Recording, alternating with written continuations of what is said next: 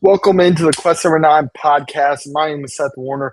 On this podcast, we talk about Kentucky basketball from a fan's perspective. And on this episode, we're going to be talking about Kentucky's transfer portal outgoings and ingoings, guys leaving, guys returning.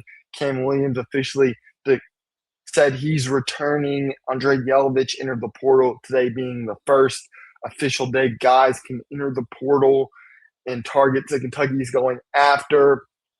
And different players that Kentucky has shown interest in, and just this roster is in a kind of turnover period or transition period of where the Cats are going to be going forward and what this team for the 2026-2027 roster is going to look like. We're going to talk about that, just different names and what Kentucky is going to be prioritizing going forward, what Kentucky has found out after their meetings, who's staying, who's going, who has officially announced their intentions, and what Kentucky could be prioritizing in the transfer portal, and those names and those targets, and just more and more to come. We have around 1,500 players in the portal right now. Last year we had somewhere around 2,000.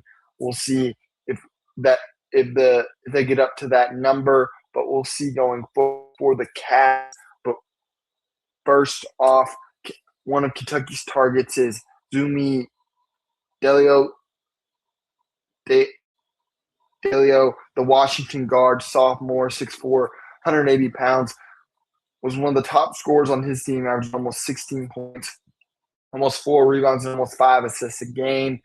A guy that Kentucky did have some interest under the John Calipari regime, coaching staff, when he was coming out of high school, but ended up going to Washington, where he's played both of his seasons, where this year he's been averaging 15 points, like I said, 4 rebounds on pretty good efficiency, shooting about 32% from three.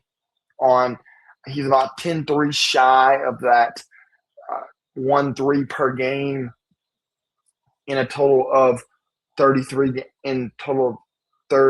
games.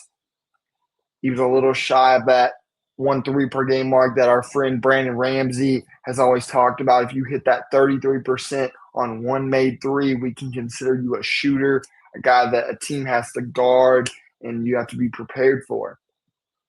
He did shoot almost 49% from the field for this season, like I said, on almost 16 points per game, with 2.5 turnovers to 4.5 assists, so a 2-to-1 assist to turnover ratio. Big physical guard at 6'4", 180, plays bigger than 180, plays like more like 200, 220, plays like a bowling ball, physical, athletic, not a high volume shooter, kind of what I was saying, but a guy that form looks good, not completely afraid to take it, but would much rather get downhill, play make for others, and it's just very much has that competitive nature. Is very built guard, physical, brings some of that physicality, and just a guy that's prepared, I think, to lead the charge for that Kentucky offense and be the head of the snake if Kentucky can end up landing him. And he's one of the top guards in the portal. I saw ranked as I believe, the 9th point guard and a top 25 player overall in the portal.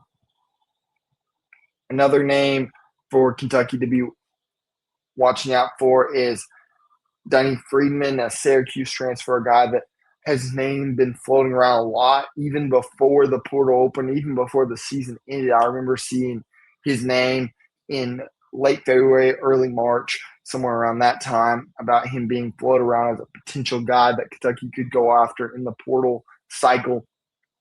He averages almost 17 points per game, 7 rebounds at 6'9", 205. Not the biggest guy in the world, but plays with a lot of strength and physicality, averaging 1.3 assists on 47% from the field, shooting 30% from 3. Did shoot 33% the year before, but only in 14 games.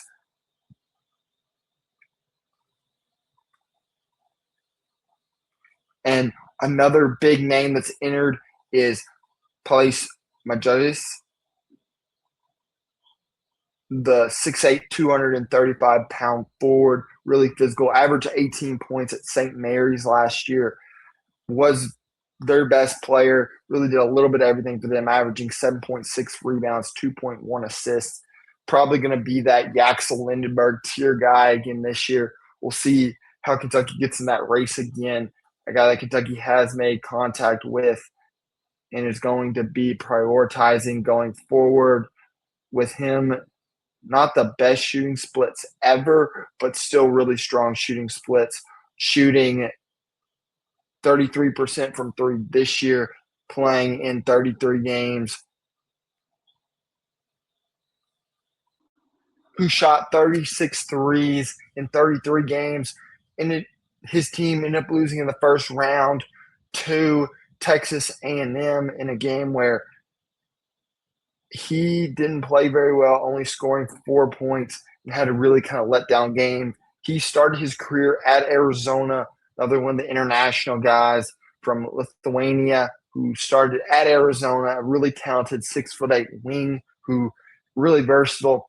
His shot looks good too, has good form, good feel to the game, and is really a good do-it-all forward who can post up. For only being 6'8", he plays really big and really physical, can rebound the ball, and really versatile. Going to be one of the premier guys, I think, at his position in the portal coming up in the cycle. I haven't seen an official ranking for him. Just he newly got in the mix for the transfer portal as one of the top guys in the class.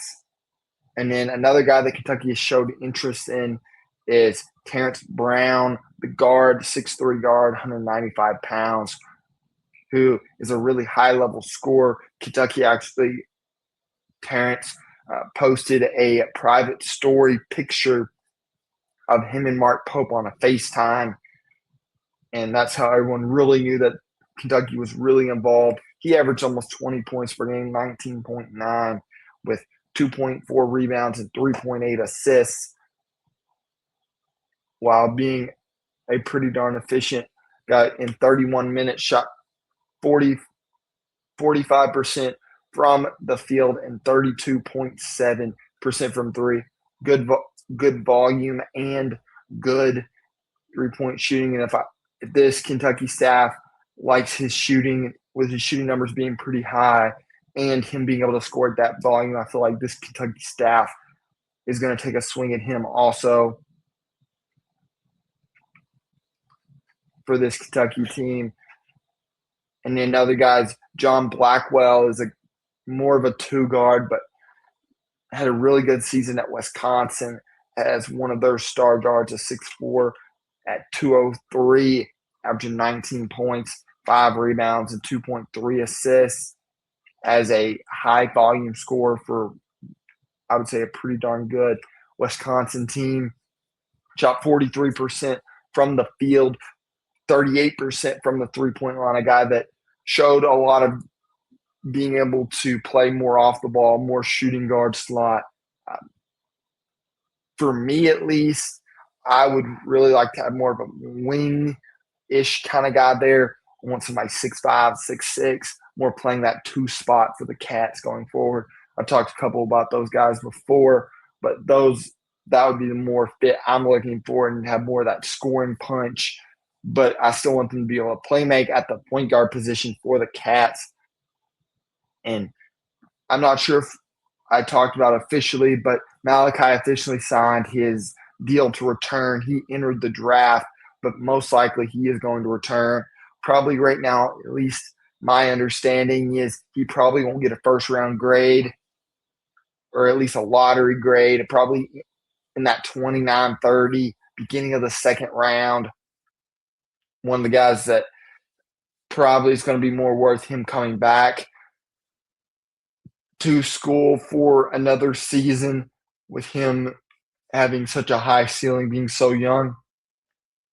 And there is a high volume of guys as sophomores taking that jump and being high picks. Jaden Ivey is a name that comes to mind to me for a guy that took that sophomore leap and really was a high-level contributor, really good player in his sophomore season. For a couple other guys that Kentucky most likely will have on their radar. Isaiah Johnson is another guy, really good player for Colorado, going to be one of the top players in the portal when he entered. I've seen him top 5 in some places, along with Gungba from Kansas. With Kentucky having their center position locked down, most likely that's not going to be a position Kentucky is going to need, except a backup position with Brandon Garrison also entering his name in the portal, and several other Kentucky players. Andre Yelovich already brought up. Mo Diabate, Kentucky's going to be looking for a backup forward position. So Kentucky is going to have a lot of needs going into the portal, especially at some of those backup positions, with Andrea still leaving an opportunity for him to return to Kentucky. But most likely, if the money doesn't line up with him, he could potentially go somewhere else with his skill set. And Isaiah Johnson, he averaged almost 17 points, 3 assists, and he was a really efficient just as a freshman, shooting almost 38% from 3 and almost 47% from field. A really good active point guard as a freshman, guy that can really lead the squad and is a younger guy compared to some of the other prospects that I talked about. And that included Washington guard Zumi Diallo. And another portion of his kind of shooting splits I really liked was he's a very good free throw shooter, shooting at about 85%, shot at 75% his freshman year. And when you see some of those shooting splits, those are really encouraging. He also had, like I said, pretty decent shooting splits from 3, and then good volume. And then his form also looks good watching the tape. Fluid, not no Otega Owe, or doesn't have like this hitch in it. That as long as you can fix some of the touch and some of those things, that's what a lot of guys struggle with. I think you can increase his consistency because he's already a decent shooter already. If you can just keep on expanding that and expand some of his volume, I think he could be a really deadly shooter for the Cats, for both of those two guys. And then another guy that Kentucky, or that has been considered a target, or that I've heard be talked about as a guy that Kentucky could potentially go after, and that is Joel Foxwell, a smaller 6'1" guard who is a high-level playmaker from the mid-major level. He averaged 6.5 assists last year. That was 14th in the nation, and also averaged 15.6 points. Not the most efficient shooter in the world, averaging a little under 31.9 from three-point line, and 39% from the field. That's not very good, but is a 80% free throw shooter. His lack of size as a freshman at 6'1", 180 could be part of that finishing issue. We'll see how that could potentially translate to the NBA level. Also is a very high volume three-point shooter. When you kind of look at that number, he did make 69 threes last year in 34 games, somewhere a little over 2 makes a game. So a high volume shooter who can do a little bit of everything. The field goal percentage is really the one red flag with him, what I've seen, but we'll see what Kentucky ends up doing.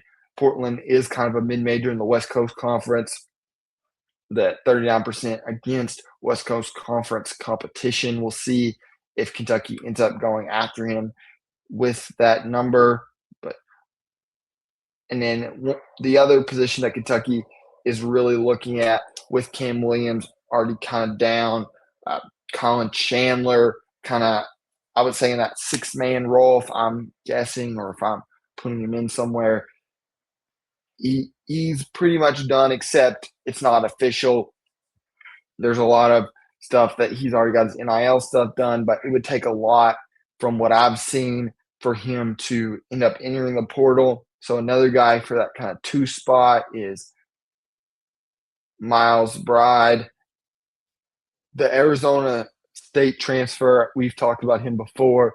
Really athletic guard at 6'6". I would have him more play at the 2, where at San Diego State they had him play a little bit of the 1, but we'll stick him more at the 2. But overall, I think he could be a guy. Shooting splits aren't great. It depends on who you get really at that 1 position. With that 3-point shot, you really want at least one of them to be a knockdown shooter. That's not his game. So I want somebody 36% plus. He's more at the 30 mark. So we'll see how Kentucky ends up managing that situation. And then another wing that Kentucky could potentially go after to fill that 2 spot. Tyron Riley is another guy, the USF transfer who has entered the portal, also a potential NBA guy. He's a big 6'5". They have him more as a 3 guard, but I think could potentially play that 2 position with kind of his lack of size. To me, I want to be a big team this coming year, a lot of size, a lot of physicality. I would like to go. You put Cam at the 3, 6'8", so he would fit that 6'5", 6'6" build.